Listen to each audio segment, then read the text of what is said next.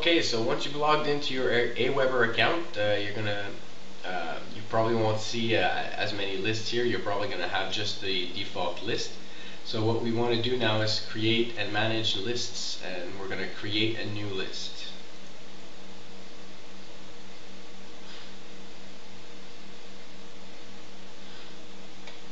Okay, so now you need to name your list something. It has to be, it says right here what the criteria are for the name, so we can call this one, I'm going to call this one RES Real Estate Test, and give it a description. The description is more for you than anything, so this is an example of a list. The from name and address here is what your prospects will see when they receive the emails from your system. So you want to have your name written here and the email address, and I would suggest using the email address from your domain. So I have a domain at eric-giguere.com, so I would use info@eric-giguere or eric@eric-giguere. Contact information, this is mandatory for the here it says Can Spam Act, so it's to protect people from spamming. Company branding, you can skip this part, or you can put the website address you have.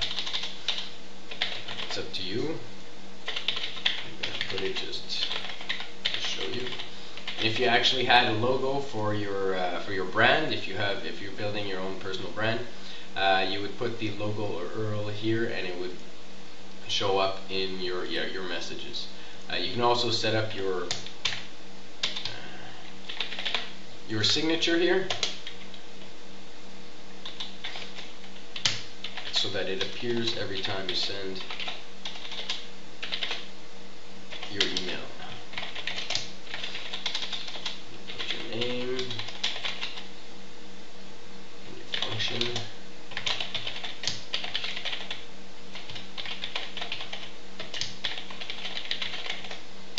And maybe your phone number.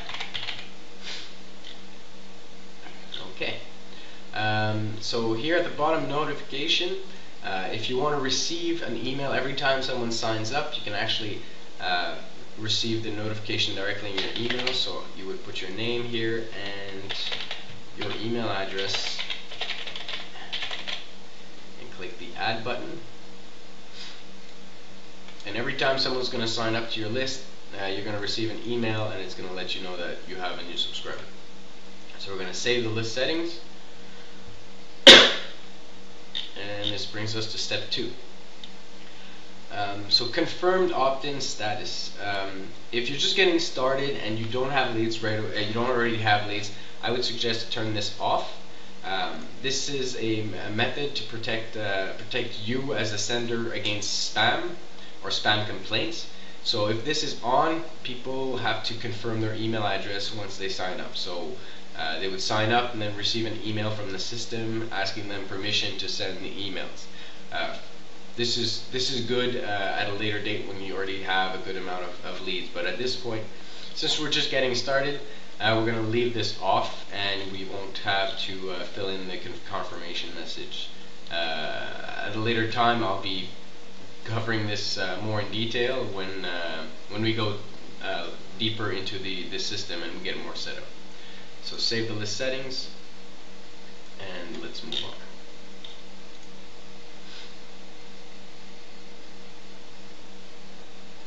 on. Okay. So now we're going to click on Messages Follow Up, and we're going to add a new follow-up. This is the first message that your subscriber will receive in their email. So this is a good time to welcome them to the list, welcome them to your list, let them know what's coming up in the near future. And actually, if you offered them any kind of information, this is when you would send them that information. So you're gonna write a subject, welcome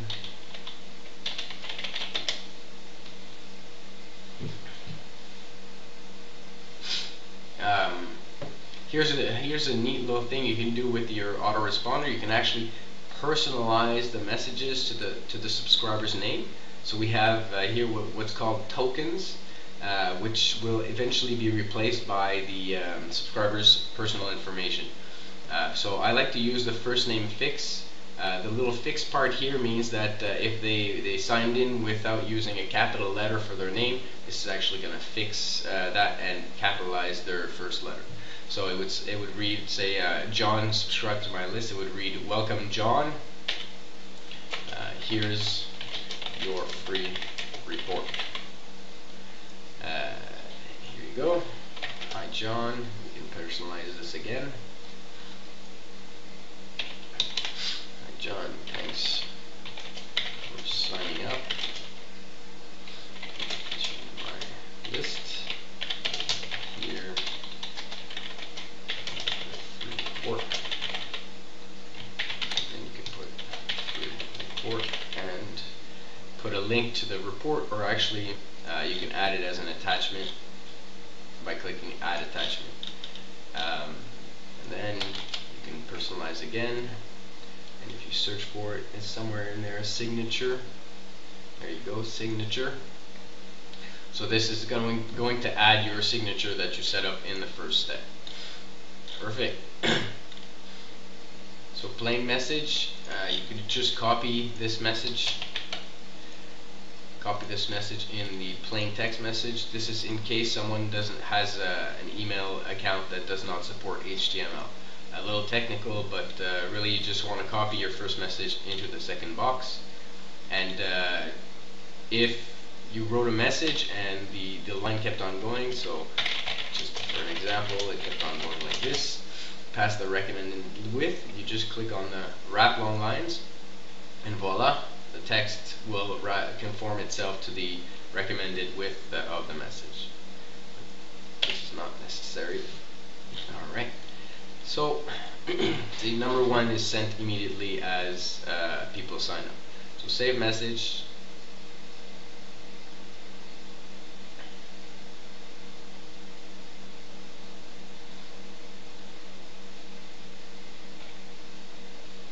Perfect.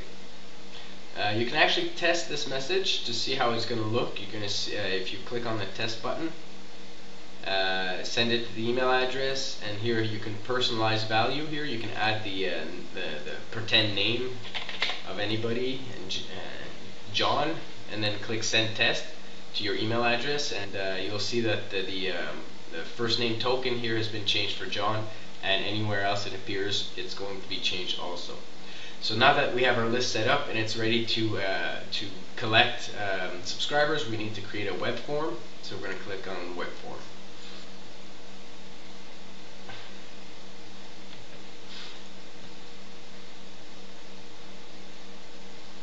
Create web form.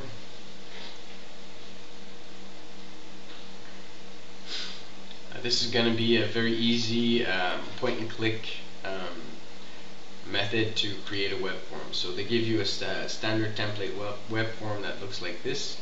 You can change it around. You have more choices here, popular choices, corporate choices. They have a few for the real estate. You know, I like this one, that's a good one. I like this one, that's a good one. Here's a basic form that will actually conform. When it has little dots like this, it'll conform to the color of your web page. So if you had a yellow background or a blue background, it would actually be also blue. Or you can use, I like this one here. Follow the arrow. You can choose the color scheme. Voila. And click on load template. Great. Now the standard fields here are name and email address, but we're going to want to add probably a phone number. So you click on create a new field and type in the phone number. And here you can select a text input. If you wanted to make the phone number mandatory or required, here's the little click. You can click on it and it becomes a required field to sign up. Again, the more information you ask your subscribers, the less likely they are to subscribe. So you can Leave the phone as an optional. You can actually write optional in the field, and click this little box here to have the field optional word removed when someone clicks in the field. So you click in the field. It's not going to do it now, but when the web form is actually active, once you click in that field for phone, the optional disappears. You can leave it blank, and some people will actually sign in thinking that the phone number is required. Sign me up now. Great. We can actually resize the size of the box, and you can go and put some text in the header, put some text in the footer, and you can actually go ahead and remove AWeber email marketing, because we're not marketing to internet marketers, we're marketing just to regular people, so they don't need to know that.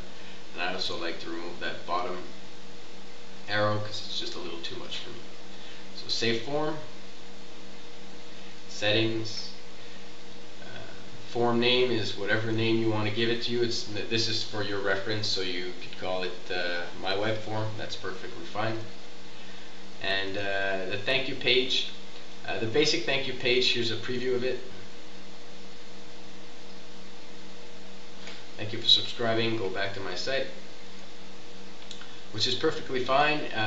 If you have, later on we'll create a custom thank you page on your website, so we'll be able to put the custom URL or internet address here, so that people are redirected to your site. So if, for example, I put just my website like this,